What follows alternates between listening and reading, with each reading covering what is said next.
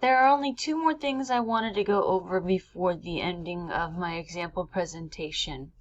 One, your additional information slide, which a lot of your information can be pulled from your research notes page. I've added some information here. And then finally, the only thing that wasn't necessarily noted on the rubric, but at this point in time, you should have already completed in finding the information for based on your essay, is why is your figure a role model? So that's the final slide I've added here. Of course, sources is still at the end, but the final slide with information is why was Bill Nye a role model? And you'll notice that I have a short paragraph here. It's not just one sentence. I gave a few reasons why he's a good person, why he's a role model, why he's a leader. Remember, you need to say a little bit more than just this person is inspiring. I want you to explain why, explain how that helps other people.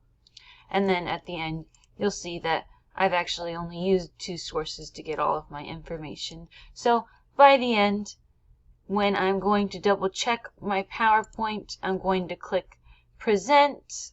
Let me make my screen a little bit bigger so that you can see the whole thing. Okay, I'm just going to leave it right there. So slide 1, slide 2, slide 3. Notice how there's a pattern and that all the backgrounds look very similar.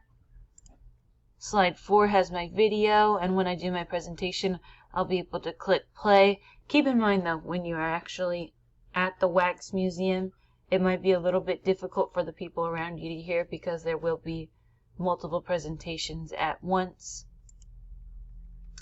I've got this slide. Again, the font is pretty similar.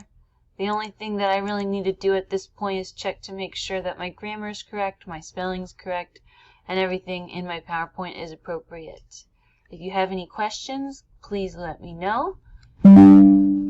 That's the end of my example presentation.